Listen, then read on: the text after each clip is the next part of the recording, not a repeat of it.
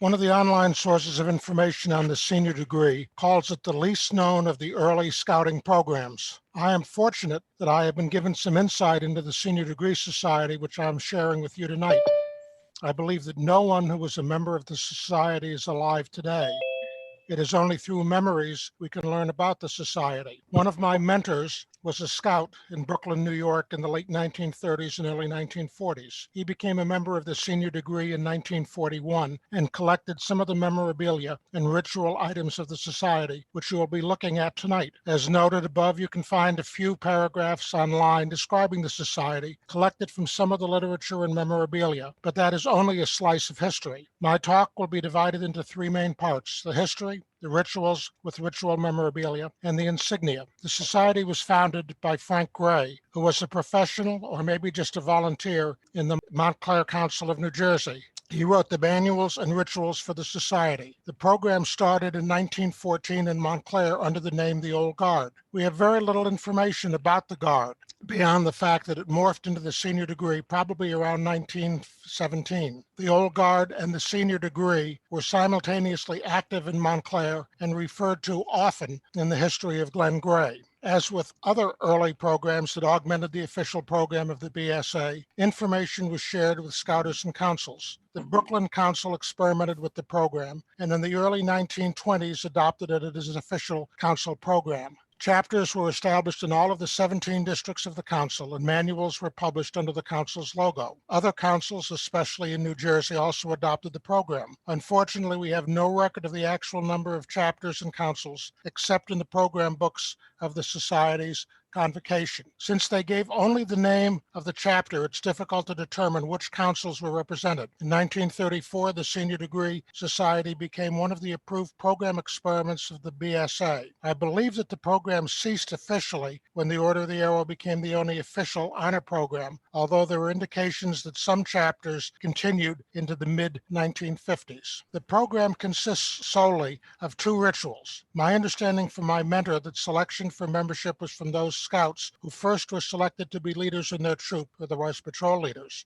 for the merit degree, and then for those who had been selected as junior leaders, JASMs, etc., and adults for the honor degree. That is not the procedure specified in the ritual manuals, so I don't know if the memory is incorrect or local chapters deviated from the written regulations. Selection was by the unit with the approval of the scoutmaster. Chapters could be divided into a merit chapter and an honor chapter. Records also show that there were at least two alumni chapters. The honor degree was bestowed on merit degree members in various ways, always with the approval of the honor degree members of the chapter. A merit degree member needed to be at least 18 years old. A non-merit degree scout could receive the honor degree if he was at least 21 years old. In other words, you could get the honor degree without ever having been a merit degree member. In addition to the two degrees, there were several other degrees. Procedures and descriptions were given in the degree manual. They are in progression order: the third, then second, then first honor degree citations. Finally, there's the Theodore Roosevelt citation, which is considered the highest degree recognition in the senior degree. It requires approval of the local scouting body and the National Senior Degree Council. The recipient must be over 21 years of age, since the requirement is that they have voted in a public election, as well as having provided exceptional outstanding service. The rituals are highly formalized, using a variety of methods to both educate and encourage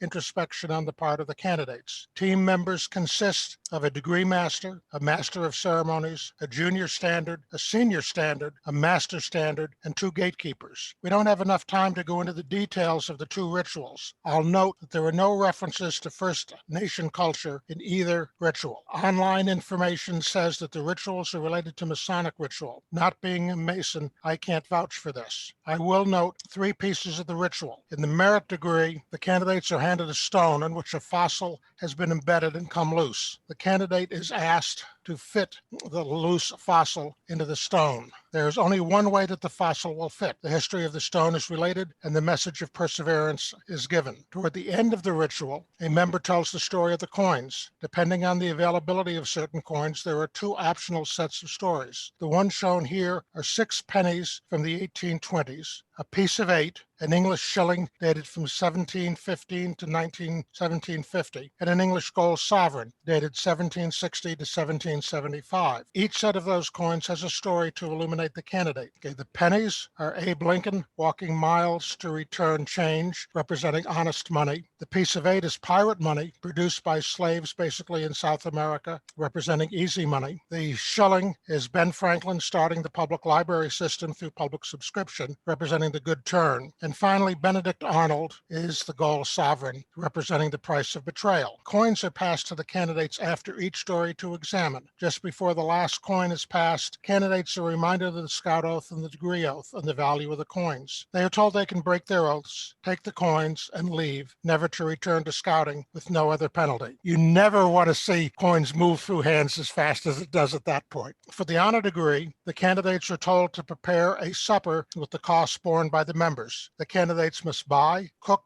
and serve the supper while also providing entertainment for the members personally. The candidates can eat after everyone else while the members do the cleanup. Details of the rituals and the nomenclature used would take up more time than is allotted tonight. I can make electronic copies of the manuals if anybody would want them. Just send me a request to the email on the last slide. It will take me some time to scan everything, and it's a bit under 100 pages of material. Now, as I've been talking and showing you some of the ritual paraphernalia, the first one you saw was the degree banner, then the 2 gate banners, which on staves are crossed as a gate, prohibiting entrance to anyone who cannot properly open the gate. You need to do the scout sign in each hand to separate the staves. A sign which was used in the honor ritual, and that is the highest sign, and 2 different ritual candle holders. Now here we have the insignia of the degrees. I don't have everything here. I'm missing the pins and membership card, and I can't find the neckerchief that I should have. I also remember seeing some 25 to 30 years ago several pages of different position or chapter patches. Unfortunately, a local scouter took my mentor's patch books, which had been left to the council, and the council did not want to pursue any action to regain the books. At the very top, we have the 2 basic patches, the plain merit degree patch on the left and the honor degree patch on the right, which simply has an H added to that basic patch. Next is the chapter patch, indicated by the B/B for Bath Beach under the gate. To the side is the Bath Beach pin, and I'm sorry that there's no way to enlarge that enough so you can really see that. And finally is a private beaded strip made by my mentor. I provided a larger view of the 2 basic patches and then a membership card. The neckerchief is a chapter issue. I believe it's simply the chapter patch sewn onto a green neckerchief. Then there are the 3 known pins of the order with a closer look at the honor pin there on the left and the merit pin on the right, which were on an old uniform that sold earlier this year on eBay. I don't know what the 3rd pin represented. And finally, each member was supposed to prepare their own staff and banneret. Detailed instructions on its size and content are provided after the merit ritual. The banneret could only be used by an honor degree member. Members were required to have their staff, and if appropriate, the banneret with them to attend any society event. If they did not, they could not be admitted through the gate. You may be able to see the carved and painted scouting history of my mentor on the staff in the 2 pictures there to the right. A postscript. Waakpamani Lodge adopted both ceremonies for use in the mid-1960s to early 70s. For use first, the merit as an officer induction ceremony, and then the honor as a supplement to the vigil. Council officials were invited to attend these rituals. Youth interest in continuing this practice waned, and the ceremonies were discontinued after a few years. The internet information was written by Michael R. Brown with an earlier piece by Dave Eby with the assistance of F. Paul Myers. The contact leaks for the first 2 do not work, so I can't get hold of them. If anyone knows how to contact any of those scouters, I'd appreciate the contact information. Anybody got any questions? Tell us about National's idea of a senior honor organization and the experiment of the Order of the Era and the time frame that. Yeah, from what my understanding, I mean, Jim Clough has done a book on senior scouting, and he has a little bit of information. And Jim participated in the ceremonies when we were doing them in Waakpamani. My understanding is that the program was fairly flexible in those early years, and people like Erner Goodman and Frank Gray saw that the program needed to have something additional. Erner based it on camp activity. Frank based it on troop activities. National didn't have any objection to that. And from what I've seen in the history of the Order of the Arrow, there were several opportunities for some of these honor programs to become official experiments of the Boy Scouts. And there's information in the records for the Order of the Arrow that says that, well, they applied for permission to be able to say that they're an official experiment of the Boy Scouts. And then that permission was given and removed. And in 1934, apparently there was a more concentrated effort to be able to get some of these organizations which had gone beyond a single council to be named official program experiments. And the Order of the Arrow was done and the senior degree was done. I don't know if there were any others. That obtained until 1948, when the Order of the Arrow was officially named the official honor society of the Boy Scouts of America. And at that point, all of the other societies were unofficial and withered away. I think every chapter had the opportunity to do pins or neckerchiefs or other types of things. He was a member of the Bath Beach chapter. So, and it's in Brooklyn where he was.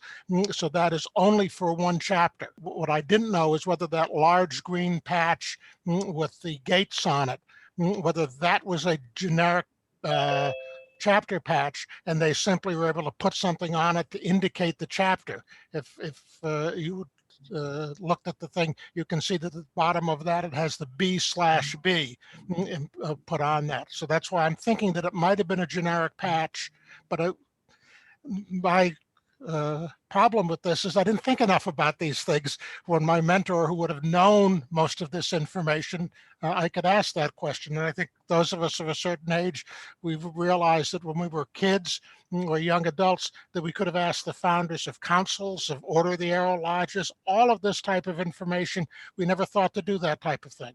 We never thought to tape record them. To get this, and that information, then so much of it has been lost.